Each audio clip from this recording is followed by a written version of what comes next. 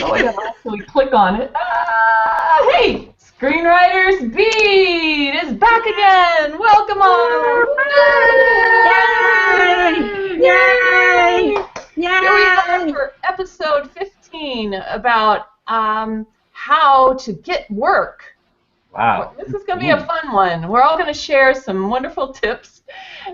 Starting with our wonderful panel of working screenwriters, I'd like you to welcome Eric Ingram. Hello, screenwriting beat world and all the beautiful writers ever created in the history of mankind. Welcome. And remind us what genre you're writing in these days, sir. Action and comedy. I love that. Also, we have the very talented Heidi Mastrogiovanni. Hi, everyone. Hi. It's so great to be back with you. I'm writing in comedy. I love talking with you all. This is wonderful. Yay, us too. And the equally talented Nicole Jones-Dion on her treadmill desk. Yes, so if you see me moving, that's why I'm working out while I'm talking to you guys for my treadmill. It's multitasking. Awesome. Yes. And what genre, of course, are you writing? Weird stuff. Horror. Horror and that weird stuff. Yeah, weird stuff. And rounding off our equally wonderfully talented panel is Nicole Kiefler. Hi. Hey guys, nice to be here. Hi everybody out there, and hi to all everybody on the panel. It's great to be here all the time. Love this whole setup that you've done for us, Anne. It's wonderful. I'm still doing supernatural stuff, so I've got a supernatural horror that I'm working on, and a thriller, and just starting a supernatural comedy as well. So, ooh, yeah. I like those. Those are good combos. Mm-hmm. And I'm Ann Kimbrough. Hi, guys. Yay! And I'm writing thrillers and action adventure and having a fun time. I think we all have fun. That's probably the biggest key to our writing, right? Absolutely. Yes. Yep. Yes. Yes. Well, let's get right in this. I know that all of us every day are kind of reinventing ourselves and find work, right? It never stops. But I thought it'd be really cool if we assume that everybody out there has already written their kick-ass script, spec. What do you do next? What would be something they could start doing tomorrow that would help them find work? And I'll throw it to Nicole Kiefler first. Starting tomorrow. If the script is ready, yes, like really ready, not first draft, right? No. So nobody's sending a first draft to anybody other than maybe a friend. Even that's kind of torturous. Yeah. Like, don't even send first drafts to friends. Friends don't let friends read first drafts. That's right. Exactly. And good friends don't send first drafts. Exactly. Classic. But I would say, you know what? I think a really easy step to make is to just go on IMDb, join IMDb Pro. It's not terribly expensive, and just start getting names of producers. Start doing research. Basically, I think is a good way to start. You know, later you can start going to different events and actually getting out there and networking. But if you're talking about tomorrow, something you can just do from home or from the office while you're on a break or something, just get on IMDb, look up names of producers, and start making a database for yourself. Of contacts, basically. A database, that's very important. Nicole Jones-Dion? Well, I mean, that was you just took my answer. But the joys of going first. I know. Like, what else is there? I mean, this is a little bit, you probably couldn't do this tomorrow, it depends on where you live, but for me, the last couple of projects I got, I hate networking. It's like the thing that I'm terrible at. I like staying in my little writer cave. I don't like getting out and talking to people. But film festivals, there's a ton of festivals, regional festivals in your area. Go. Force yourself to go, press the flesh, say hi to producers. I've gotten 2 paid gigs from one festival already this year. So it works. It's brutal, but you got to do it. You got to get out there and press the flesh. Good advice, because they're all over. I mean, they're all over. Look for it, find something. Yeah, there's literally probably a festival happening somewhere within you, within 100 miles of you, in the next 6 months. Just find them and go. Go. I love that. Very good advice. Heidi Mastrogiovanni? I love what the Nicole said, and when you're doing that, have an unbelievable query letter ready for your contacts that you've gotten through IMDb Pro. Unbelievably brilliant, fabulous, irresistible query letter, and also have your irresistible elevator pitch for when you go to the festivals. Yes. True. Mhm. Yeah. Good things to have in place. Eric. Say that again. I said that that's great to have those in place, Oh, but yeah, how okay. about you? Do you have your? Oh yeah. I piggyback everything that everyone has said. I think it's so important. I think we all want to. We got that finish. We got that recommend. Whatever it is that says, okay, you're ready to go to the next thing. And everything that everyone else just said is so important. Actually, before you go meet that next person, so have your elevator pitch down cold that you can say it in your sleep. Have a very tight, exciting, thrilling. If it's a comedic script, then the query letter should be funny. Right. If it's a thriller, it should be Yes. fast-paced, heart-pounding. Like, you know what I mean? Like, Yes. sometimes we kind of skip over these things because we just say, "Oh, just get a query letter ready and go." Like, no. The worst thing and the worst feeling you'll have is to know, like, "Oh my God, I got this amazing script," and then I get in the elevator with somebody and I fumble what I'm trying to say, and they just get this look in their air like, that's okay. That is a killer. And it doesn't even have to happen. They might not say yes. Don't get me wrong. Now, just because you have a great pitch, great script, don't mean they're going to say yes. But at least they'll go, oh, that's interesting. I mean, it might not be for us, but at least, okay, I know, okay, yeah, you put in the time for this. So at least I know maybe it's something else. Maybe if we have when our slate opens up, maybe, and you'll get that card there to talk to them. You like when the slate opens up, email me. Like that's what you want, that connection. So True. Everything that everyone said, but just make sure that you got to have these other steps in between down. How do you test it? How do you test your stuff? I test on people who I don't know. Oh. That's true. The people you know are gonna be friendly, and that's fine. That's cool. I won't. They won't say it. We don't know the same people. Yeah, we don't know the same people, and you're in Vegas, okay? You got all the nice people out there. No, but no. I'll be brutal. But it's really important. Like I'll go in Starbucks. Like two of my scripts, I was in Starbucks, and they were just. It was about the relationship. So this couple was sitting next to me. I said, you know what? Let me ask you guys something.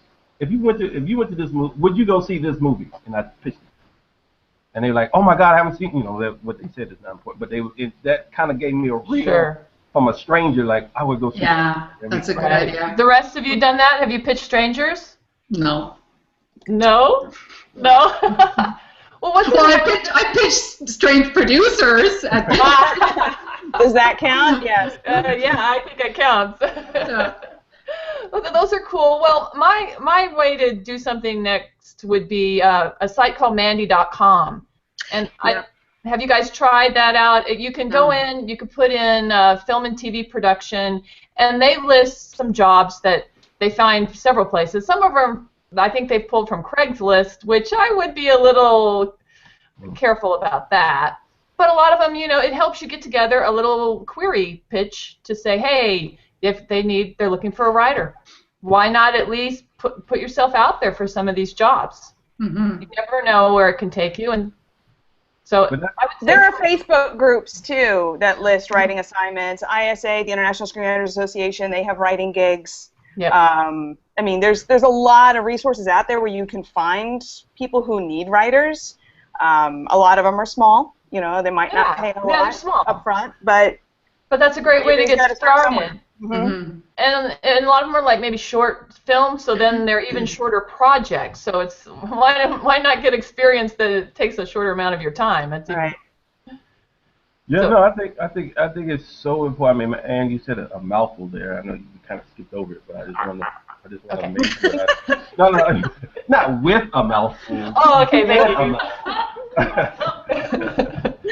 No, what you said is so important that going to these sites, you got to put yourself out there. That's the biggest thing. And trust me when I tell you, I'm an extrovert. Don't get me wrong. People know me. I'm crazy. I have fun. But when you write something and you take your baby out, that is not easy. You know what I mean? It's not easy. So the more you do it, it will become easier, and you realize when the people are saying no, it's not personal. Mm-hmm. Right. Right. Right. Mm-hmm. You know what I mean? It's not a personal. It's a business decision, but it's not. And a lot of times, when someone tells you, I don't like this script," you're like, "Oh, they don't like me. Oh my God!" You know, no, it's not for them. See, that's the more you do it, you'll come to this mindset. It's just not for them. Good point. Good point. Well, there's so many factors. I mean, they are judging the story, and it's something that they need to be passionate about. Right. There's so many moving parts there that they could say, "Nah, not for us." Right. Yeah, cool. Well, okay, everybody, do one of these tomorrow. Yeah. Or just put it on your list. It's good to have several options to get out there and get work, and we'll revisit this again. I'm sure we have many more ideas to share.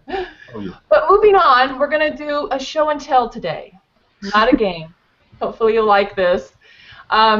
So this is about how it's good to read great scripts. So I wanted to see if each of you could share what you thought was a great script, and also have a link, which I'll put the links in later, so you can actually email me the links, and you don't have to say them now. But the link, I'll give them a link so they can actually go and read the scripts, right?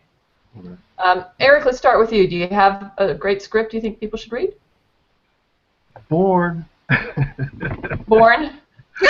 Born. I know everyone's like, but I'm telling you, Tony Gilroy changed my life, man. It's just, when I read that, I finally got what a script is supposed to feel like when you read it.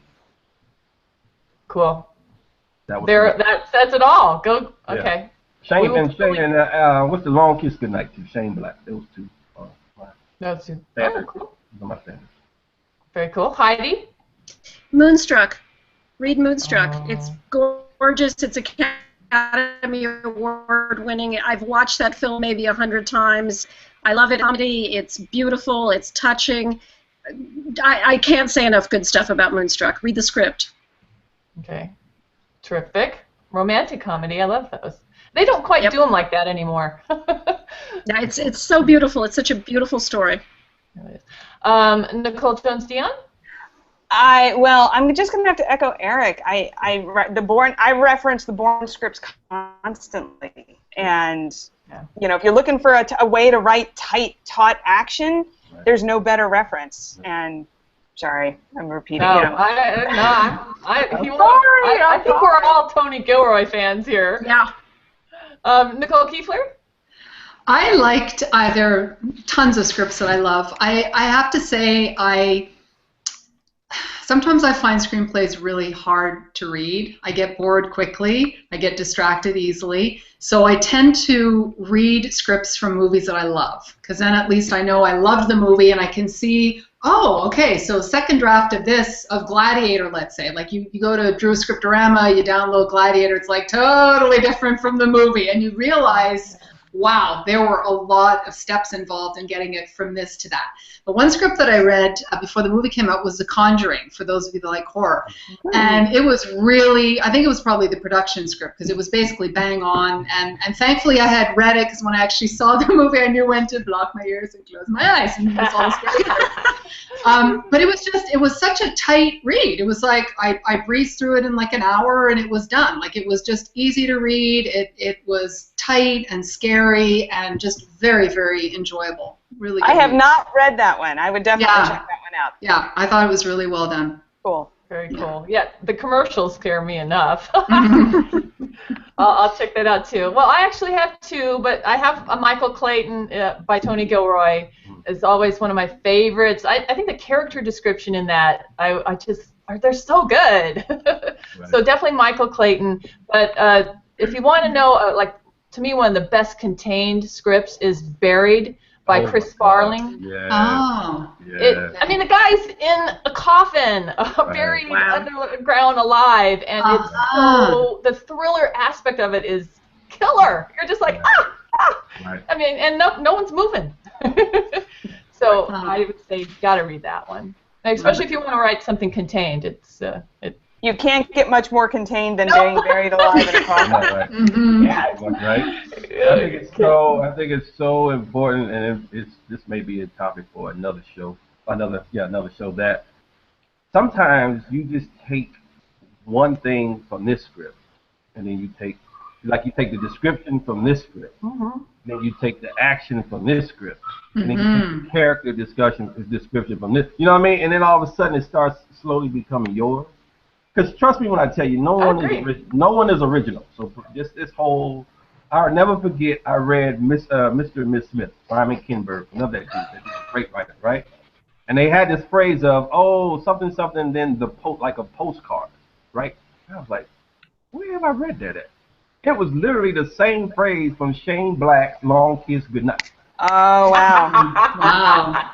And no, but when Simon speaks, he's like, oh no, if I get something, if I take it from Shane Black, I'm gonna tell you I took it. Like it's not trying to be sneaky. Sure. It's just like real artists. When you see somebody who just described it better than you could ever think of, they nail it.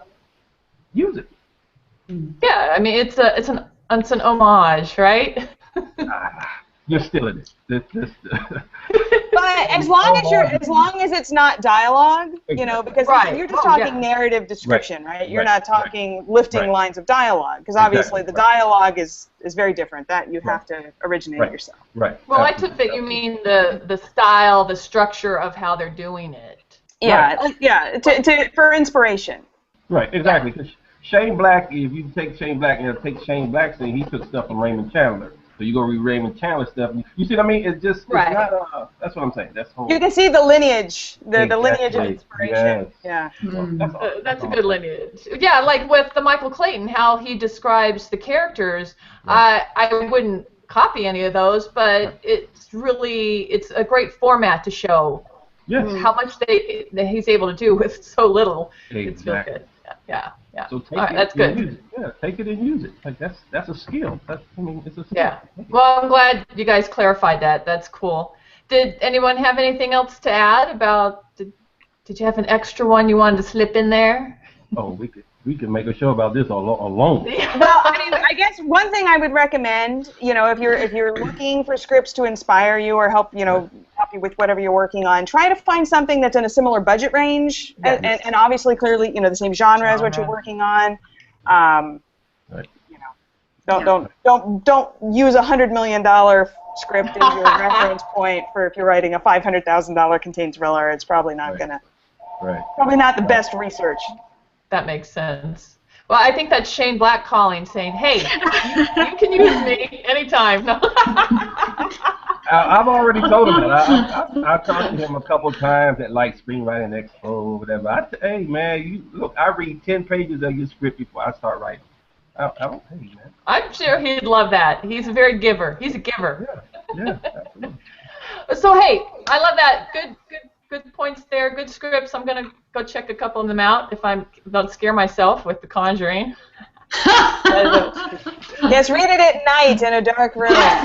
Alone. When you are alone. No, I can't do that.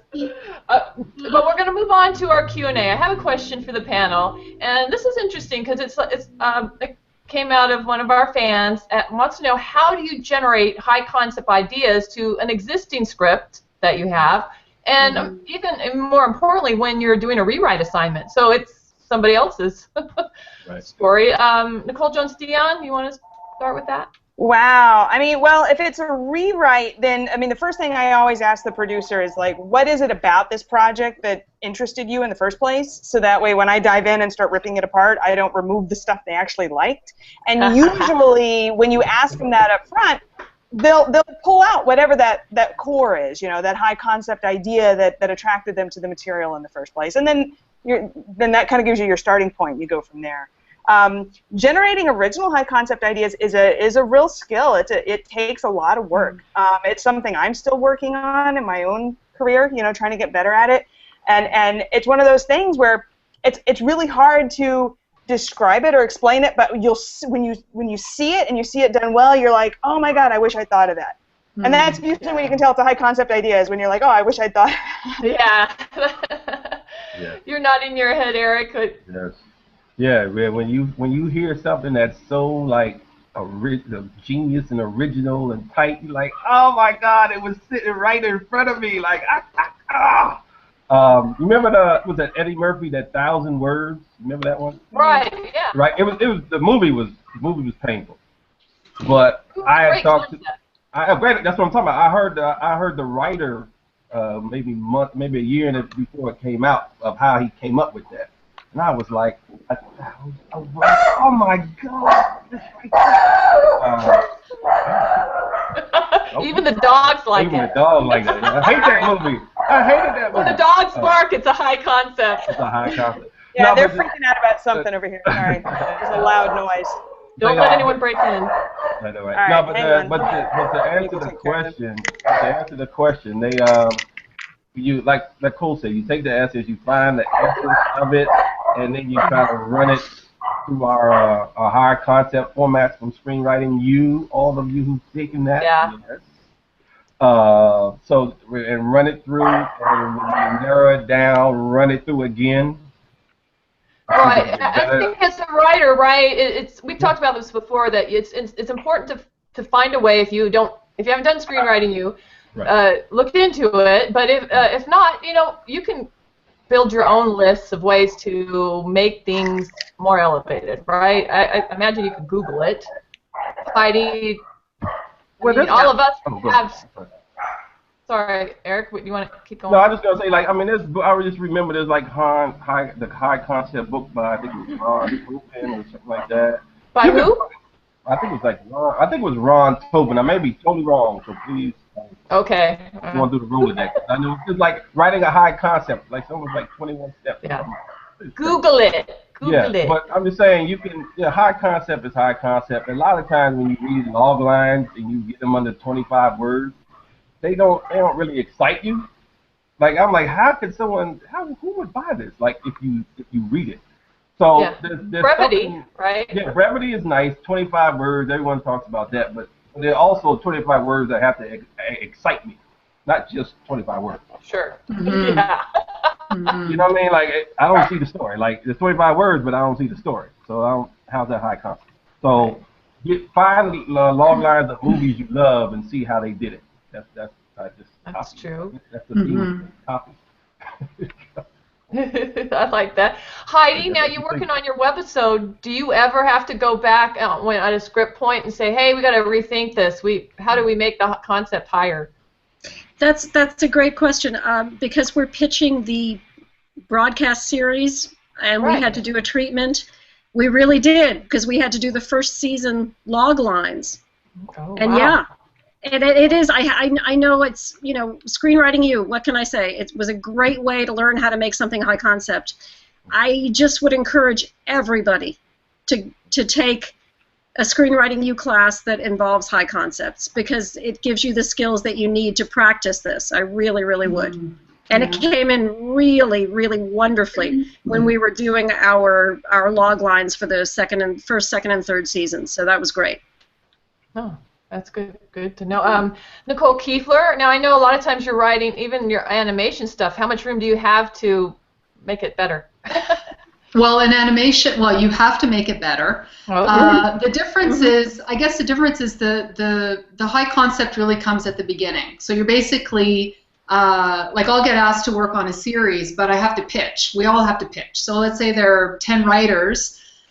We all have to come up with original ideas, and either they sell or they don't. And it's kind of a crapshoot in a certain way. I mean, I've spent reams of, like, weeks of work just, with pitches not going anywhere, because you have to do like a full 1 page. So you got to know the story inside and out. It takes a lot of time to come up with it, and then you write it up, and it's like, it goes nowhere. I've been in meetings where we've gotten together as a writers team, and everybody had to come to the table with, let's say, 6 ideas, and we go around the room, and by the time we get to me, it's like, oh my God, everything that I had come to the table with has just been taken by, and then you're like just pitching like on your toes, And some of my best stories have come up by that, but it just kind of goes to show that it's kind of almost like ideas are out there somewhere, and you catch one, you grab another. But one of the things that I always like that Hal said was, your first idea isn't probably really going to be your best one, like, okay, you can have kind of the seed of something, but stretch it, pull it, push it, take it to an extreme, move it around, and then talk to other people about it, run it by people.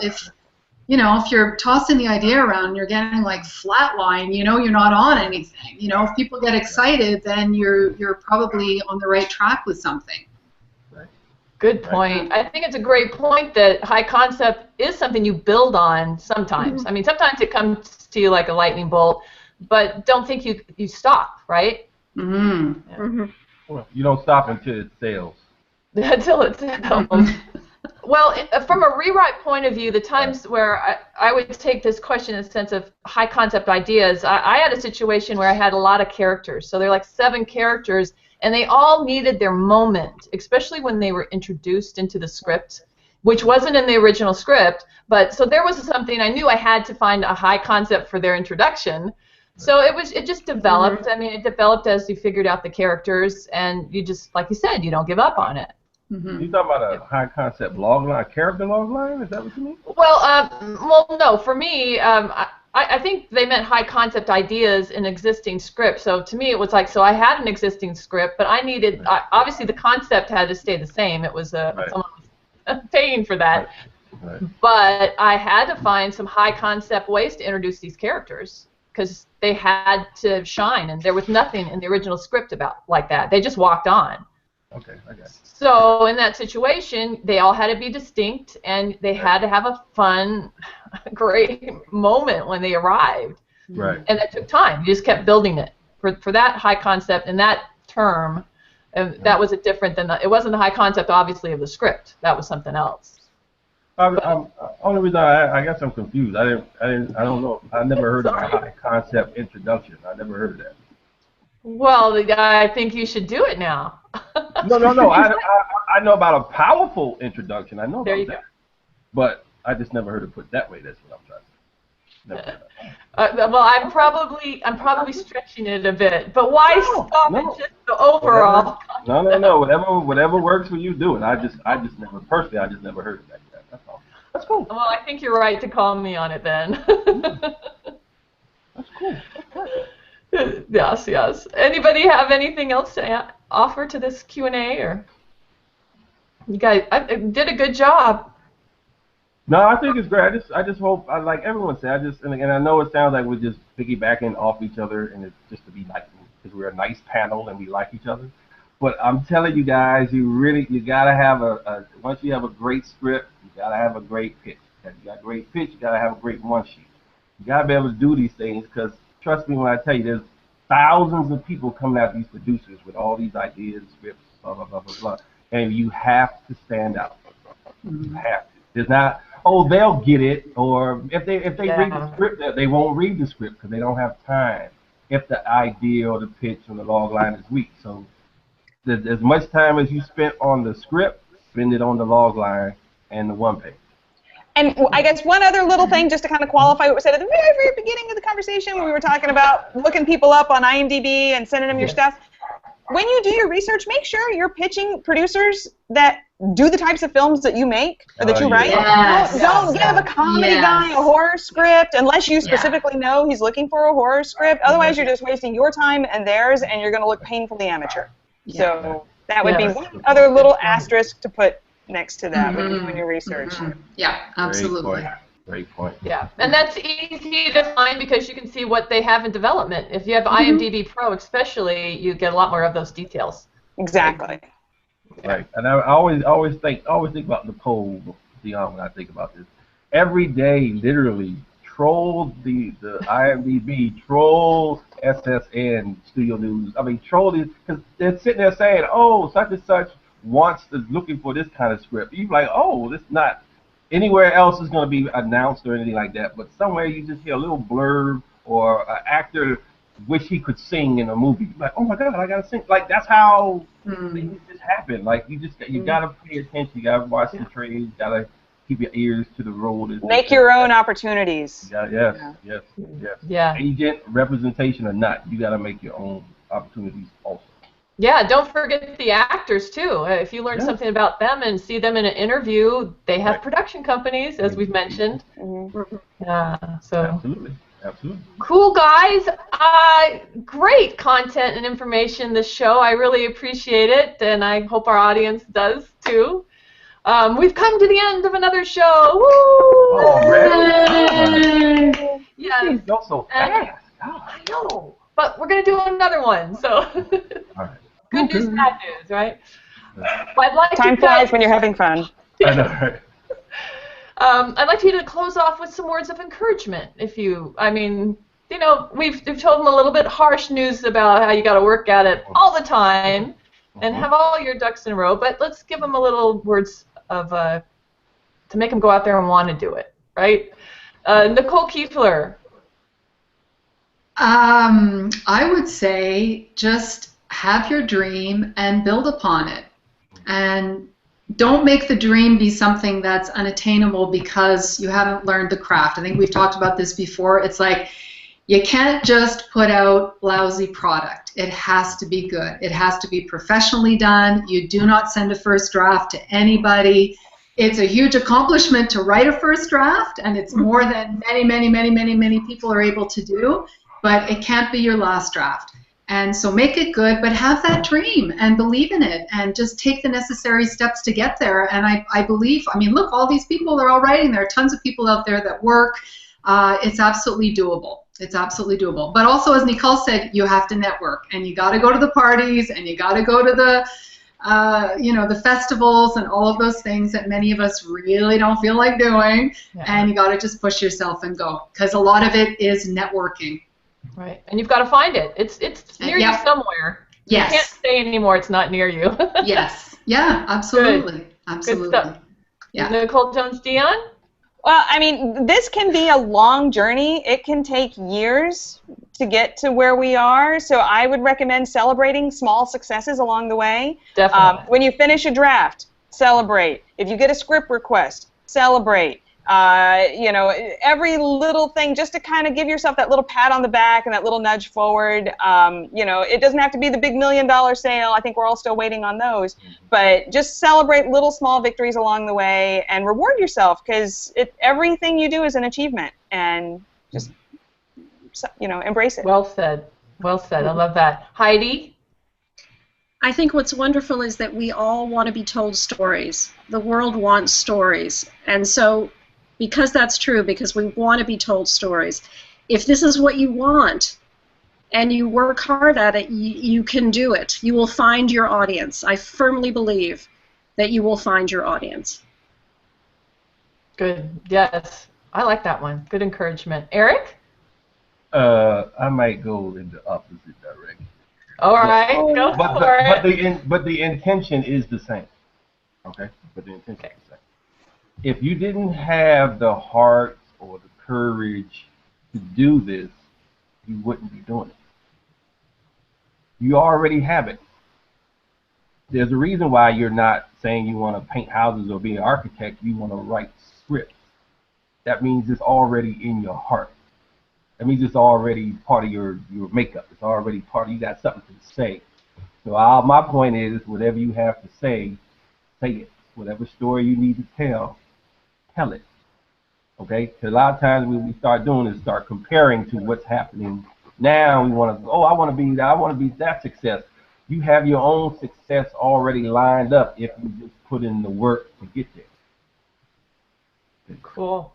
Nice. Well said. Very well said. Bravo, bravo. Well, mine was similar in the sense of I feel like every decision we make gets a script sold, and it's whether it's the small times, it's sometimes small points, and sometimes they're big. Right. But make those decisions and make that progress. As long as you see progress, you're moving in the right direction, right? Yep. Yeah. That's our story, and we're sticking to it. Yes. Well, guys, thank you for your time and your great Thank advice. you. I appreciate you being here and sharing with us. And we'll see everybody at the next Screenwriters Beat show, which is actually coming up in a few minutes. So join us. Please, again, view us on our website, and you can also subscribe, and supposedly YouTube will let you know if you fix your preferences. We'll let you know when our new shows are up. But leave us some comments. We'd love to know what you think and what kind of topics you'd like to hear of in the future. Great. But bye, guys. Thanks Yay. again. Thank you, everybody. Bye, everybody.